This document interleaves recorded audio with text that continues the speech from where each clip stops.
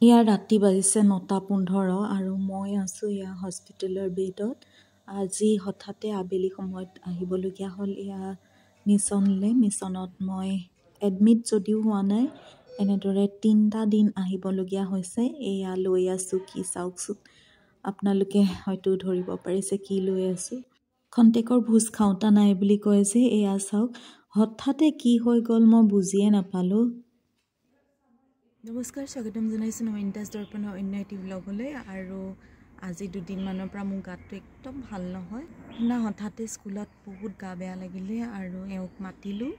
এওঁ গৈ পেলাই স্কুলৰ পৰা লৈ আহিলে আৰু তাৰপিছতে খুব ভমিটিং হ'ল। ভমিটিং হোৱাৰ পিছতে হস্পিটেল গ'লোঁ, মিছন হস্পিটেললৈ গ'লোঁ।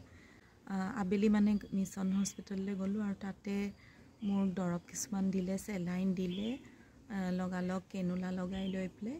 তাৰপিছতে তাতে যেতিয়া ব্লাড টেষ্ট কৰিলে, ব্লাড টেষ্ট কৰোঁতে ধৰা পৰিলে মোৰ হিমোগ্ল'বিন লেভেলটো বহুত কম হৈ আছে, মানে 7.5 আছে। ডক্টৰে ক'লে যে ব্লাড ল'ব লাগিব, কিন্তু আমিও বহুত চিন্তা কৰিলোঁ, ব্লাড লোৱাটো ইমান সহজ নহয়। গতিকে ডক্টৰৰ লগত কথা পাতিলোঁ। কথা পাতি পেলাই ক'লে যে আইৰণৰ কিবা ইনজেকশ্যন পায়, সেইটো চেলাইনৰ থ্ৰুৱেদি ল'ব লাগে, 3 দিন কণ্টিনিউ ল'ব লাগিব। গতিকে সেইটোকে ল'ম বুলি ডিচাইড কৰিলোঁ। আৰু লগতে আৰু কিবা কিবি টেষ্ট কৰিলে বহুতখিনি কিবা ভিটামিন চিটামিন কিবা কিবি কম পাইছে, কিন্তু মই অলপ ফিল কৰা নাছিলোঁ যে মোৰ গাটোত কিবা বেমাৰ আছে, কিবা বেয়া লাগিছে, তেনেকুৱা অলপো মানে ফিলেই হোৱা নাছিলে। কাৰণ আপোনালোকে দেখিছে লাষ্ট ছানডে ব্লগটোত মই কেনেদৰে বাৰীখনত কাম কৰি আছিলোঁ। তাৰপিছতো মোৰ অলপো গা বেয়া লগা নাই, কিন্তু হঠাতে তাৰপিছতে কি হ'ল নাজানো আৰু মানে সেয়া ভমিটিং হৈছিলে, গা বেয়া লাগিছিলে।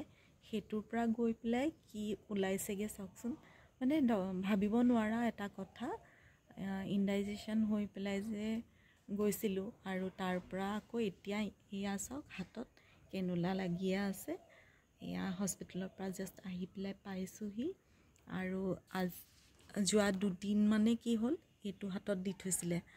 আবেলি সময়ত যেতিয়া গৈছোঁ তেতিয়া মানে গধূলি সন্ধ্যা লগাৰ পৰা চববোৰ টেষ্ট কৰাৰ পিছত এইটো হাতত কেনুলা লগাই পেলাই দিছিলে।